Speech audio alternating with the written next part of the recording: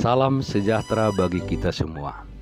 Firman Tuhan untuk kita pada hari Jumat tanggal 12 Maret tahun 2021 tertulis dalam Efesus pasal 1 ayat 7 sampai dengan ayat 14. Demikian firman Tuhan. Sebab di dalam Dia dan oleh darahnya kita beroleh penebusan, yaitu pengampunan dosa menurut kekayaan kasih karunia-Nya yang dilimpahkannya kepada kita dalam segala hikmat dan pengertian. Sebab Ia telah menyatakan rahasia kehendak-Nya kepada kita sesuai dengan rencana kerelaan-Nya, yaitu rencana kerelaan yang dari semula telah ditetapkannya di dalam Kristus sebagai persiapan kegenapan waktu untuk mempersatukan di dalam Kristus sebagai kepala segala sesuatu, baik yang di surga maupun yang di bumi. Aku katakan di dalam Kristus, karena di dalam Dialah kami mendapat bagian yang dijanjikan. Kami yang dari semula ditentukan untuk menerima bagian itu sesuai dengan maksud Allah yang di dalam sesuatu bekerja menurut keputusan kehendak-Nya, supaya kami yang sebelumnya telah menaruh harapan pada Kristus boleh menjadi puji-pujian bagi kemuliaan-Nya. Di dalam Dia kamu juga, karena kamu telah mendengar firman kebenaran, yaitu Injil keselamatan. Di dalam Dia kamu juga ketika kamu percaya dimeteraikan dengan Roh Kudus yang dijanjikannya. Dan Roh Kudus itu adalah jaminan bagian kita sampai kita memperoleh seluruhnya, yaitu penebusan yang menjadikan kita milik Allah untuk memuji kemuliaan-Nya. Allah yang kaya akan kasih karunia. Saudaraku yang terkasih, Sumut tentu kita tahu kepanjangannya, yaitu Sumatera Utara. Tetapi sering juga kata sumut itu dipelesetkan kepanjangannya menjadi semua urusan mengenai uang tunai. Banyak hal di dunia ini yang dapat dibeli dan diadakan karena adanya uang. Orang Batak juga mengatakan panggalango do mulani harajao, atau terjemahan harafiahnya, seseorang yang sering mengeluarkan uang untuk membayari orang lain adalah awal dari kekuasaan. Dan hal demikian sering juga kita jumpai di dalam kehidupan kita sehari-hari, termasuk di tengah-tengah gereja. Sepertinya saat ini hampir semua bisa diadakan atau bisa dibeli dengan uang. Rasul Paulus mengatakan bahwa ada satu hal yang tidak dapat diperoleh atau tidak dapat diadakan dengan banyaknya uang yang kita miliki. Sesuatu yang tidak dapat kita peroleh dengan membayar mahal dengan uang yang kita miliki. Apakah sesuatu itu?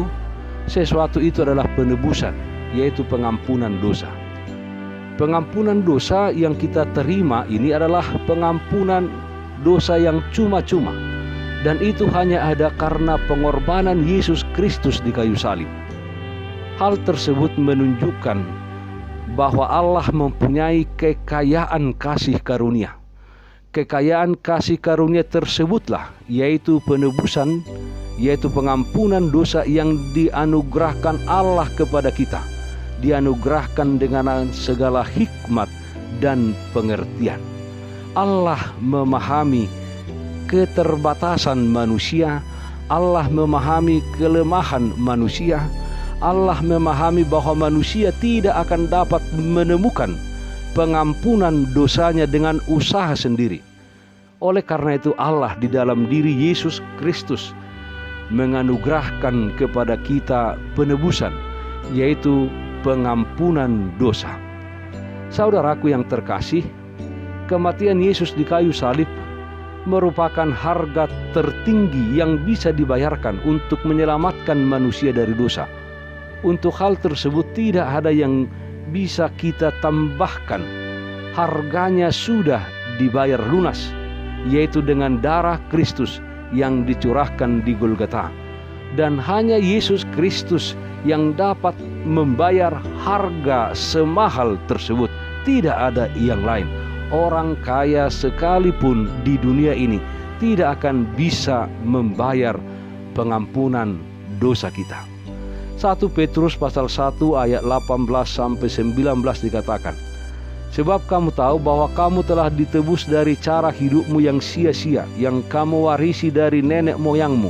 Itu bukan dengan barang yang fana, bukan pula dengan perak atau emas, melainkan dengan darah yang mahal, yaitu darah Kristus yang sama seperti darah anak domba yang tak bernoda dan tak bercacat. Yesus Kristus dengan kematian dan kebangkitannya telah membuka jalan bagi kita untuk menerima kepenuhan hidup di dalam Kristus. Dengan demikian, pada waktunya, pada saat kedatangan Yesus Kristus kedua kalinya, kita akan dipersatukan di dalam Kristus sebagai kepala. Yang dipersatukannya adalah baik yang di sorga maupun yang ada di bumi. Dan saat ini adalah persiapan bagi kita semua untuk tinggal bersama-sama dengan Kristus. Yohanes 14 ayat 3 mengatakan, dan apabila aku telah pergi ke situ dan telah menyediakan tempat bagimu, aku akan datang kembali dan membawa kamu ke tempatku, supaya di tempat di mana aku berada, kamu pun berada. Saudaraku yang terkasih, di dalam Yesus Kristus kita mendapat bagian, berkat dan anugerah yang telah dijanjikan dan sesuai dengan maksud Allah menurut keputusan kehendaknya, bukan menurut keputusan kita. Apa maksud dan keputusan kehendak Allah? Pastilah yang terbaik bagi kita. Pastilah itu rancangan sukacita, rancangan damai, dan masa depan yang penuh harapan kepada kita semuanya. Kita yang menerima kasih karunia pengampunan dosa dan hidup di dalam pengharapan di dalam Yesus Kristus, hendaknya kita menjadi puji-pujian bagi kemuliaan Allah. Dalam dunia ini, setiap aktivitas dan kegiatan kita, hendaknya hal tersebut menjadi puji-pujian bagi kemuliaan Allah. Orang lain yang ada di sekeliling kita hendaknya digerakkan untuk memuji dan percaya kepada Yesus dan menjadikan dirinya menjadi seorang yang memuji kemuliaan Allah. 2 Korintus 3 ayat 2 mengatakan, kamu adalah surat pujian kami yang tertulis dalam hati kami dan yang dikenal dan yang dapat dibaca oleh semua orang. Saudaraku yang terkasih, dalam menjalani hidup di dunia ini, di mana kita terpanggil untuk menjadi puji-pujian bagi kemuliaan Allah, bisa saja saudara-saudara kita menghadapi banyak tantangan dan pergumulan. Bahkan tidak jarang kita hadapi kesusahan dan kesulitan. Kita tidak perlu tawar hati, kecut hati, sebab di dalam kita ada kuasa Allah yang memberikan kepada kita kekuatan untuk melalui dan melewati setiap pergumulan hidup. Hidup kita telah dimeteraikan dengan Roh Kudus, dan Roh Kuduslah yang menjadi jaminan bagi kita, yang memberikan kepada kita kekuatan dan yang senantiasa memelihara kehidupan kita di dunia ini sampai kedatangan Yesus Kristus kedua kalinya.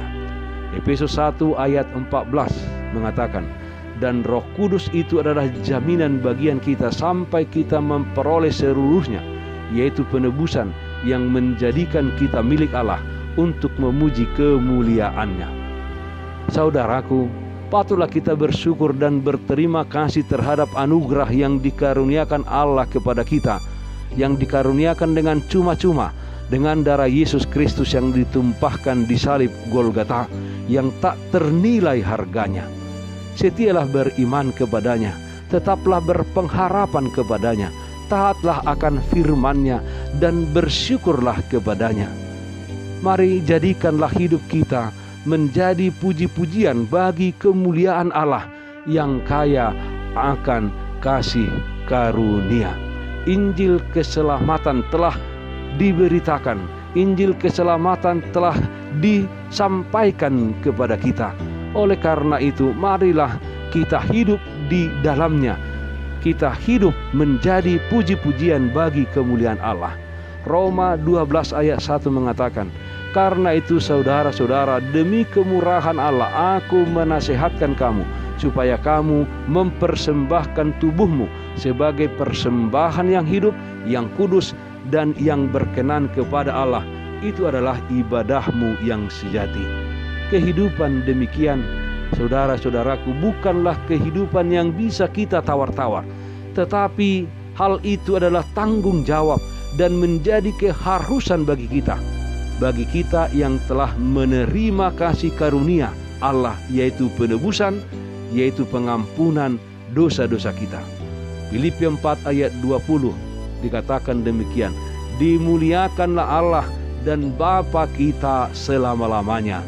Amin. Sehat-sehat di dalam Tuhan, marilah kita taat akan protokol kesehatan dengan memakai masker, rajin mencuci tangan dengan memakai sabun dan air yang mengalir, menjaga jarak dan menghindari kerumunan, serta yang terutama jangan lupa berdoa dan tetap semangat di dalam Tuhan. Marilah kita berdoa. Ya Tuhan kami yang di surga, yang telah memberikan kasih karunia kepada kami, yaitu pengampunan dan penghapusan dosa-dosa kami. Kuatkan kami dengan Roh Kudus-Mu, agar kami senantiasa menjadi puji-pujian bagi kemuliaan nama Allah. Amin.